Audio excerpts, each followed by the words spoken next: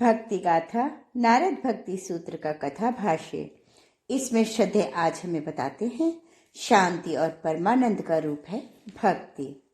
गंधर्व राज चित्रकेतु की जिज्ञासा और महात्मा सत्यदिति के उत्तर ने सभी के अंतस को स्पंदित किया। प्रायः सभी के मानसरोवर में विचारों की अनेकों उर्मियां उठी और विकीर्ण हो गई। इन विचार उर्मियों की अटखेलियों से घिरे गंधर्व शुद्ध सेन सोच रहे थे कि भक्ति भावों को परिष्कृत करती है, व्यवहार में व्यक्ति को अपेक्षाकृत अधिक उदार व सहिष्णु बनाती है। यहाँ तक तो ठीक है, लेकिन जीवन की परिस्थितियां यहीं तक सीमित नहीं है। इनकी जटिलता और समस्याओं के संकट जब तक जिंदगी को क्षत विक्षत करते हैं। अनगिनत प्रश्नों के कंटक रह रहकर चुभते रहते हैं। इसकी चुभन की टीस से कैसे छुटकारा मिले? वैसे भी दुनिया की रीति बड़ी अजब है। यहाँ शक्ति संपन्न को सर्वगुण संपन्न माना जाता है, जबकि भावनाशील गुण संपन्न जनों को ठोकर खाते अपमानित होते देखा गया है। गंधर्व शुद्धसेन अपनी इन्हीं विचार विधियों में विचरण कर रहे थे। उनका ध्यान किसी अन्य की ओर ना था, जबकि कुछ अन्य जन उनके मुख पर आने वाले भावों के उतार चढ़ावों को ध्यान से देख रहे थे। इन ध्यान देने वालों में गंधर्वराज चित्रसेन भी थे। उन्होंने उन्हें हल्के से टोका भी। क्या सोचने लगे शुद्धसेन? कोई समस्या है तो कहो। यह महर्षियों, संतों, भक्तों व समर्थ सिद्ध जनों की सभा है। यहाँ सभी समस्याओं का समाधान संभव है। गंधर्वराज चित्रसेन के इस कथन पर शुद्धसेन ने बड़ी विनम्रता से कहा, आपका कथन सर्वथा सत्य है महाराज। मैं आपसे पूर्णतया सहमत हूँ। साथ ही मैं यह भी जानता हूँ कि यह महासभा न केवल समर्थ जनों की है, बल्कि अंतर्यामी जनों की भी है। यहाँ विराजित महर्षि जन, संत और भगवत भक्त सभी अंतर्मन की वेदना एवं आरोह अवरोह को जानने में समर्थ हैं। उनकी इस क्षमता पर भरोसा करके ही मैंने कुछ नहीं कहा।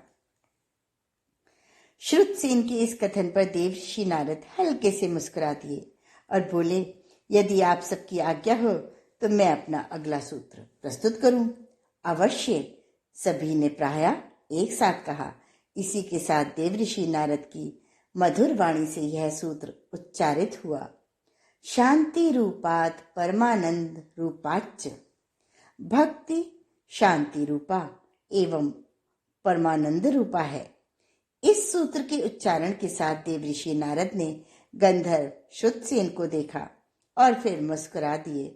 इसके बाद वह 2 क्षण रुके और बोले, जीवन की जटिलताएं व समस्याओं के संकट शांति छीनते हैं। यह सच तो जग जाहिर है कि जिनकी शांति छिन गई वह कभी भी सुखी ना हो पाया, जबकि भक्त की स्थिति थोड़ा अलग है। जिंदगी की कोई जटिलता या समस्या उसकी शांति नहीं छीन सकती। इतना कहने के बाद देवर्षि ने वहां उपस्थित जनों की ओर देखा और बोले, यदि आप सब श्रेष्ठ जन अनुमति दें तो भक्त श्रेष्ठ प्रहलाद का कथा प्रसंग कहूं। प्रहलाद का नाम सुनकर ब्रह्मऋषि वशिष्ठ और विश्वामित्र तो रोमांचित हो उठे। वे दोनों लगभग एक साथ ही बोले, भक्त प्रहलाद धन्य है। उनके स्मरण से ही मन पावन हो जाता है। उनके बारे में कहना सुनना जन्म व जीवन को धन्य करता है। वशिष्ठ एवं विश्वामित्र के कथन ने देवर्षि नारद को उत्साहित किया और वे कहने लगे, भक्त प्रहलाद का जन्म मेरे ही आश्रम में हुआ था। मैं जानता हूँ कि जीवन की जटिलताएं व समस्याएं उनके जन्म से पहले ही उनके जीवन में थी। अलौकिक चमत्कारी सिद्धियों एवं प्रचंड तांत्रिक शक्तियों के स्वामी भार्गव शुक्राचार्य एवं त्रिलोक विजयी परम समर्थ सम्राट हिरण्यकश्यप ने उनसे अकारण वैर पाल रखा था। निर्दोष प्रहलाद उनकी दृष्टि में दोषी थे। यदि उनका कोई दोष था तो वह थी केवल उनकी भक्ति की भावना। नारायण नाम के स्मरण में लीन रहने वाले प्रहलाद को विनष्ट करने के लिए ये दोनों कृत संकल्पित थे। इनकी अनेकों समर्थ शक्तियों के सामने प्रहलाद के पास केवल प्रभु नाम व प्रभु भक्ति का सहारा था। उनका विश्वास, उनकी निष्ठा, उनकी श्रद्धा, उनकी आस्था, बस यही भक्त प्रहलाद की दिव्य शक्तियां थीं। प्रहलाद इन्हीं को अपना अमोघ कवच मानते थे, जबकि भार्गव शुक्राचार्य एवं उनके शिष्य सम्राट हिरण्यकश्यप दोनों ही इनका उपहास उड़ाते थे। मृत संजीवनी विद्या के आचार्य शुक्र को अपनी अलौकिक शक्तियों व तंत्र विज्ञान पर भरोसा था। उनकी सोच थी कि उनकी प्रचंड शक्तियों के सामने यह भोला मासूम बालक भला क्या कर लेगा।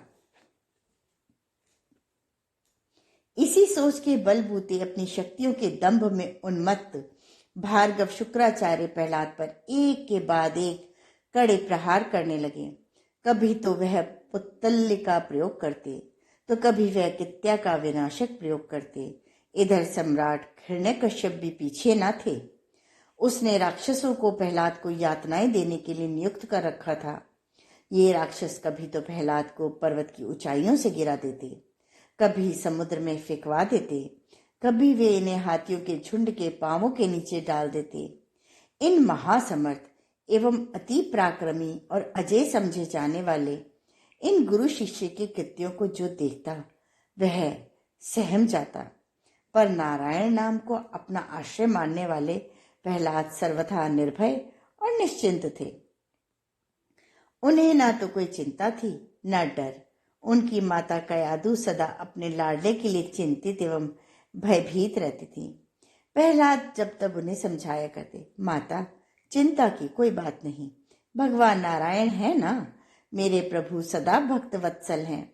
रही बात विपदाओं विपत्तियों की, तो ये केवल भक्त की ही परीक्षा नहीं लेती, इन क्षणों में परीक्षा भगवान की भी होती है। भक्त की परीक्षा इस बात की होती है कि भक्त की निष्ठा, श्रद्धा, आस्था कितनी सच्ची व अडिग है, और भगवान की परीक्षा इस बात की होती है कि वे कितने भक्तवत्सल और कितने समर्थ है। ये बातें अपनी माता को समझाते हुए प्रहलाद हंस देते और कहते, माता कोई भी विपदा भगवान से बड़ी नहीं होती। मेरे ऊपर आचार्य श्री एवं पिताश्री ने अब तक जो भी विनाशक प्रहार किए हैं उनसे यही प्रमाणित हुआ है। इसीलिए मैं सर्वथा शांत एवं परमानंद मग्न रहता हूँ। मुझे चिंता तो बस पिताश्री के लिए होती है कि कहीं सर्व समर्थ प्रभु उनके इस आचरण के लिए उन पर कुपित न हो जाएं। प्रहलाद की इन बातों को सुनकर उनकी माता कयाधु को थोड़ी आश्वस्ति मिलती, लेकिन थोड़ी देर बाद वे पुनः चिंता में पड़ जाती। कई बार ऐसा भी हुआ कि उन्होंने मुझे बुलवाया अथवा वह स्वयं मुझसे मिलने आई। जब भी वे मुझसे मिलती उनकी चिंता पराकाष्ठा पर होती। उनकी इस चिंता को देखकर मैं सर्वदा उनसे कहता, चिंता न करो महारानी, भगवान कभी भी अपने प्रिय भक्त को अकेला नहीं छोड़ते। भक्त सदा सर्वदा अपने इष्ट आराध्य की गोदी में रहता है। यह किसी को दिखे या न दिखे, परंतु सत्य यही है। सम्राट हिरण्यकश्यप एवं भार्गव शुक्राचार्य इसे भले ही न देख सके, लेकिन प्रहलाद हमेशा ही अपने नारायण की गोद में है। इतना ही नहीं, मैंने उन्हें यह भी बताया कि एक सत्य यह भी जान ले महारानी कि केवल प्रहलाद के हृदय में ही नारायण नहीं बसते, भगवान नारायण के हृदय में भी अपने प्रिय प्रहलाद का वास है। भगवान का अपने भक्त से सतत जुड़ाव ही भक्त को सर्वथा शांत एवं परमानंद में मग्न रखता है।